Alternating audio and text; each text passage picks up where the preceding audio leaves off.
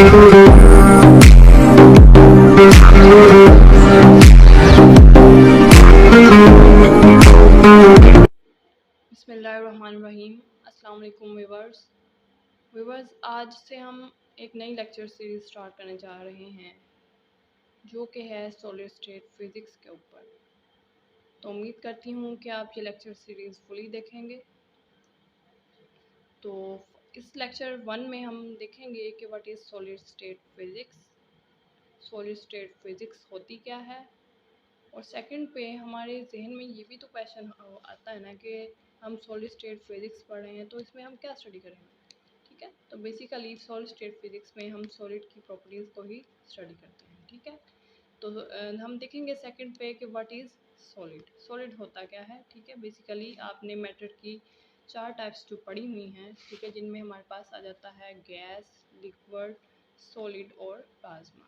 ठीक है, तो इन मैटर की टाइप्स में से ही हमारे पास सॉलिड आ जाता है जिसको हम स्टडी करते हैं सॉलिड स्टेट फिज़िक्स में। ठीक है, तो हम देखेंगे कि व्हाट इज़ सॉलिड सेकंड पे, देन हम देखेंगे कि what are the types of solid. ठीक है, कि हमारे पास टाइप्स क्या होती हैं सॉलिड की, वो देखेंगे। ठीक है, देन हम फर्दर बात करेंगे जो हमारे पास टाइप्स होंगी, जो कि क्रिस्टलाइन सॉलिड होगा और अमॉर्फस सॉलिड होगा। और इसमें हम देखेंगे कि क्रिस्टलाइन सॉलिड की फर्दर 2 टाइप्स होती हैं, सिंगल क्रिस्टल और पॉलीमर क्रिस्टल। उसके बारे में स्टडी करने वाले हैं इस इंट्रो में। ठीक है, तो आज हम अपने इंट्रोडक्शन में ये छोटा सा लेक्चर देखेंगे सॉलिड फिजिक्स स्टेट फिजिक्स के लिए। ठीक है, तो स्टार्ट करते हैं अपने लेक्चर को कि what is solid state physics. Basically हम सॉलिड स्टेट फिजिक्स को डिफाइन करते हैं कि the branch of physics which deal with the study of physical properties of solid. कि फिजिक्स की ऐसी ब्रांच जिसमें हम फिजिकल प्रॉपर्टीज़ का स्टडी करते हैं सॉलिड की, उसको हम क्या कह देते हैं कि ये सॉलिड स्टेट फिजिक्स है। ठीक है, तो फिजिकल प्रॉपर्टीज़ हमारे पास क्या होती हैं सॉलिड की, वो इसका साइज़ हो सकता है सॉलिड का, उसका शेप हो सकता है, उसका वॉल्यूम हो सकता है, उसका मेल्टिंग पॉइंट हो सकता है, उसका बॉइलिंग पॉइंट, और बहुत सी चीज़ें आ जाती हैं इसकी फ़िज़िकल प्रॉपर्टीज़ में। ये जैसे जैसे हम अपनी लेक्चर सीरीज़ को बढ़ाते जाएंगे आगे, तो आपको इसकी फ़िज़िकल प्रॉपर्टीज़ का भी अंदाज़ा होता जाएगा। ठीक है, तो सेकंड पे हमने बात की थी कि हमारे पास सॉलिड क्या होता है, कि व्हाट इज़ सॉलिड। सॉलिड में अगर आपको सिंपली पूछा जाता है, आपने छोटी क्लासेस में पढ़ रखा है, केमिस्ट्री में भी आपने पढ़ा था कि सॉलिड में हमारे पास जो अरेंजमेंट होता है एटम्स का, वो क्या होता है, फिक्स्ड होता है। आपस में क्या होता है, मर्ज होते हैं एटम्स। जो आपको मैं इधर अगर बना के दिखाऊं तो सॉलिड के लिए एटम्स ऐसे मर्ज होते हैं। ठीक है, सॉलिड के लिए एटम्स ऐसे मर्ज हुए होते हैं।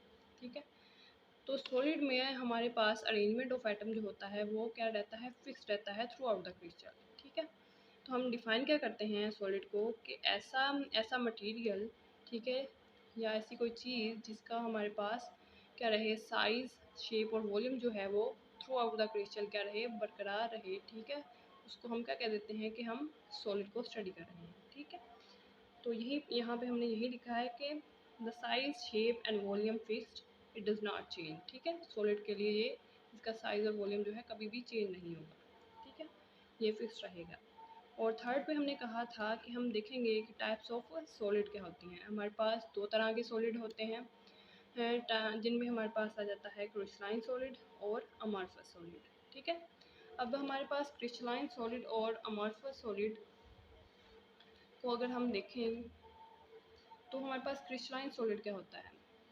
क्रिस्टलाइन सॉलिड में हमारे पास जो अरेंजमेंट ऑफ एटम है वो throughout the crystal periodic रहता है। ठीक है, if the arrangement of atoms are periodic throughout the crystal और show a regular pattern of atoms throughout the crystal, तो हम ऐसे सॉलिड को क्या कह देते हैं, crystalline solid. Okay, crystalline solid को हम कैसे डिफाइन करेंगे कि in crystalline solid the arrangement of atoms are periodic और regular throughout the crystal. Okay, और हमारे पास सेकंड टाइप्स क्या थी सॉलिड की, वो थी हमारे पास अमॉर्फस सॉलिड। और इसका सेकंड नेम जो है, इसको आप बोल सकते हो कि ये नॉन क्रिस्टलाइन सॉलिड होते हैं। ठीक है, तो ये हमारे पास क्रिस्टलाइन सॉलिड का उलट होते हैं। आप इसको ऐसे भी कह सकते हो कि इसमें जो अरेंजमेंट ऑफ एटम होती है in crystalline solid, the arrangement of atom are not periodic और नॉट रेगुलर। ओके, बल्कि इसमें अरेंजमेंट ऑफ एटम किस तरह होती है, रैंडम तरीके से की होती है। ठीक है, इसमें अगर आप देखें इसकी एग्जांपल्स, इसमें हमारे पास अरेंजमेंट ऑफ आइटम जो है वो पीरियोडिकली शो हो रहा है, ठीक है। एक के बाद दूसरा आइटम आपको नज़र आ रहा है, इधर देखें इधर देखें इधर देखें, एक पीरियोडिक बिहेवियर, एक रेगुलर पैटर्न जो है वो हमें शो होता हुआ नज़र आ रहा है। जबकि हम अगर नॉन क्रिस्टलाइन सॉलिड में अगर हम देखें तो हमारे पास ऐसा पैटर्न नहीं है। इसमें हमारे पास एटम ऐसे कोई ऊपर होता है कोई नीचे होता है, तो कोई पीरियोडिसिटी नहीं हमें नज़र आ रही होती कि एक के बाद दूसरा आइटम जो है वो अपने आप को रिपीट कर रहा हो, ठीक है। तो हमारे पास कोई भी पीरियोडिक बिहेवियर शो नहीं होता अमॉर्फस सॉलिड में या फिर नॉन क्रिस्टलाइन सॉलिड में, ठीक है। तो यहाँ पे हमारे पास ये भी इसकी एग्जांपल मैंने बना के दिखाई है। यहाँ पे आप जो भी स्ट्रक्चर आपको बेहतर लगे वो आप बना सकते हैं इन योर ओन वे, ठीक है। तो ये हमारे पास क्रिस्टलाइन सॉलिड क्या होते थे कि ऐसे सॉलिड जिनमें हमारे पास अरेंजमेंट ऑफ एटम जो है वो पीरियोडिक रहे थ्रू आउट द क्रिस्टल, वो हमारे पास होते थे क्रिस्टलाइन सॉलिड। और नॉन क्रिस्टलाइन सॉलिड या अमॉर्फस सॉलिड हम ऐसे सॉलिड को कहते थे जिसमें अरेंजमेंट ऑफ एटम जो है वो थ्रू आउट द क्रिस्टल जो है वो रैंडम रहता है, पीरियोडिक नहीं रहता, ठीक है, नॉन पीरियोडिक बिहेवियर शो करता है। तो वो हमारे पास होते थे अमॉर्फस सॉलिड, ठीक है। तो हम लास्ट पे देखने वाले थे, हाँ जी, हमारे पास जो क्रिस्टलाइन सॉलिड की हमने एग्जांपल्स में आप लिख सकते हो, डायमंड आ जाता है, ठीक है न, और मेटल आ जाती हैं इसमें सारी की सारी, ठीक है। और आप अमॉर्फस सॉलिड की एग्जांपल्स में लिख सकते हो ग्लास, प्लास्टिक और पॉलीमर, ठीक है। इन सब का जो अरेंजमेंट ऑफ एटम है वो क्या रहता है, नॉन पीरियोडिक रहता है, ठीक है। ग्लास का ले लें आप, प्लास्टिक की बात कर लें, तो सारे के सारे जितने भी पॉलीमर्स होते हैं वो भी नॉन पीरियोडिक बिहेवियर शो करवाते हैं एटम्स का, ठीक है, इन देयर क्रिस्टलाइन फॉर्म, ठीक है। अगर आप डायमंड की बात करते हो तो वो एक पीरियोडिक बिहेवियर शो करवा रहे होते हैं, ठीक है। तो अगर वो पीरियोडिक बिहेवियर शो करवा रहे हैं तो वो हमारे पास कौन से सॉलिड होंगे, क्रिस्टलाइन सॉलिड ही होंगे ना। अभी हमने बात की है कि जिनका क्या कहते हैं बिहेवियर जो है थ्रू आउट द क्रिस्टल क्या रहे, पीरियोडिक रहे, रेगुलर रहे, तो ऐसे हम सॉलिड को क्या कहते हैं, क्रिस्टलाइन सॉलिड कहते हैं। और जिनका ना रहे वो हमारे पास अमॉर्फस सॉलिड होते हैं, जिसमें हमारे पास आ जाता है glass, plastic, polymer and etcetera, ठीक है। तो हम लास्ट पे देखने वाले थे क्रिस्टलाइन सॉलिड के टाइप्स, ठीक है। There are two types of crystalline solid, जिसमें हमारे पास सिंगल क्रिस्टल आ जाता है और पॉलीमर क्रिस्टल आ जाता है, ठीक है। तो सिंगल क्रिस्टल को हम डिफाइन कैसे करेंगे कि the arrangement of atom are same throughout the crystal, कि हमारे पास जो एटम्स का क्या कहते हैं पैटर्न कह लें या अरेंजमेंट कह लें, वो थ्रू आउट द क्रिस्टल क्या रहता है, सेम रहता है, ठीक है, चेंज नहीं करता। क्योंकि हमने क्रिस्टलाइन सॉलिड में पढ़ा क्या था कि वो पीरियोडिसिटी को शो करता था, एक रेगुलर पैटर्न को शो करता था, जो कि थ्रू आउट द क्रिस्टल क्या रहता था, सेम रहता था, ठीक है।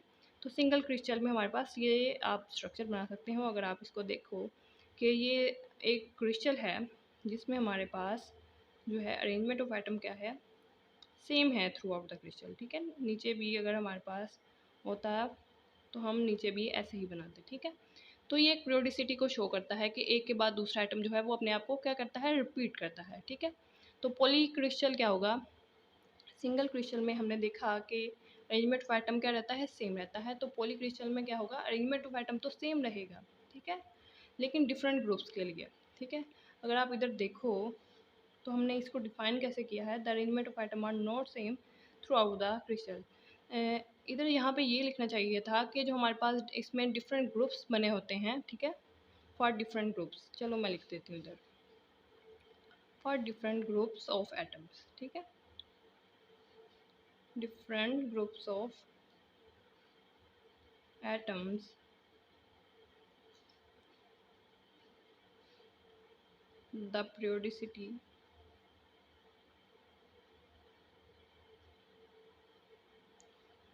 shown, ठीक है, कि हमारे पास जो अरेंजमेंट ऑफ एटम है वो throughout the crystal same नहीं होता, ठीक है। उसके कहने का ये मतलब था कि थ्रू आउट द क्रिस्टल हमारे पास जो पैटर्न है वो सेम नहीं होगा, लेकिन जो हमारे पास डिफरेंट ग्रुप्स होंगे क्रिस्टल के, ठीक है। अब थोड़े से एटम जो होंगे वो अपना एक ग्रुप बना रहे होंगे, एक पीरियोडिसिटी को शो कर रहे होंगे, ठीक है। एक और ग्रुप होगा जो डिफरेंट पैटर्न से अपनी पीरियोडिसिटी को शो कर रहा होगा, ठीक है। तो अगर आप देखो ये एक के बाद दूसरा आइटम आ जाता है, फिर तीसरा आ जाता है, ऐसे ही यहाँ पे भी कोई एटम होगा तो ये एक पीरियोडिसिटी को शो कर रहे हैं, ठीक है, कि एक के बाद दूसरा आइटम जो है वो अपनी पीरियोडिसिटी को रिपीट कर रहा है। तो यहाँ पे ऐसे हम कह सकते हैं कि ऐसे क्रिस्टल जिसमें हमारे pass through out the crystal जो है वो पीरियोडिसिटी सेम ना रहे, तो ऐसे हम क्रिस्टलाइन सॉलिड को क्या कहेंगे कि पॉलीक्रिस्टलाइन सॉलिड है, कि डिफरेंट ग्रुप्स के लिए तो वो पेरियोडिसिटी सेम हो सकती है, जो कि एक क्रिस्टल में ये क्रिस्टल होगा ना, इसमें हमारे पास डिफरेंट ग्रुप्स जो हैं वो डिफरेंट तरीके से अलाइन होंगे, ठीक है। तो इनकी periodicity through out the crystal तो सेम ना होगी, डिफरेंट ग्रुप्स के लिए सेम हो सकती है, but through out the crystal हमारे पास सेम नहीं हो सकती है, ठीक है। ये जो हमारे पास स्मॉल सर्कल आपको नज़र आ रहे हैं, ये आपके पास एक सिंगल ग्रेन हो सकता है या एटम आप इसे कह सकते हो, ठीक है। और ये आपके पास जो हमारे पास हमने इधर लाइन शो करवाई है दो ग्रुप्स के बीच में एटम्स के, ठीक है, इसको हम बोल देते हैं कि ये हमारे पास एक बाउंड्री है, ठीक है।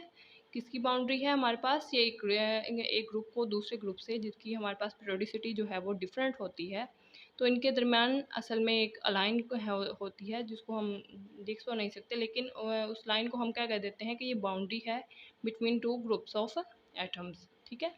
तो हमने सिंगल क्रिस्टल में देखा कि हमारे pass through out the crystal जो है पीरियोडिसिटी जो थी, अरेंजमेंट जो थी एटम्स की, वो सेम रहती थी, ठीक है। लेकिन जो हमारे पास पॉली क्रिस्टल थे, उनमें अरेंजमेंट ऑफ आइटम जो है वो थ्रू आउट द क्रिस्टल क्या था, सेम नहीं रहता था, बल्कि डिफरेंट ग्रुप्स के लिए वो सेम हो सकता था, लेकिन थ्रू आउट द क्रिस्टल वो सेम नहीं रहता था। तो ये था आज का हमारा फर्स्ट लेक्चर। तो उम्मीद करती हूँ कि आपको मेरा लेक्चर पसंद आया होगा। अगर आपका कोई इसके बारे में कोई क्वेश्चन अराइज़ होता है तो प्लीज़ मुझे कमेंट में बताएं, और अगर आपको लेक्चर अच्छा लगा है तो लाइक करें, इसे अपने फ्रेंड्स के साथ शेयर करें और चैनल को सब्सक्राइब करें। अल्लाह निगहबान।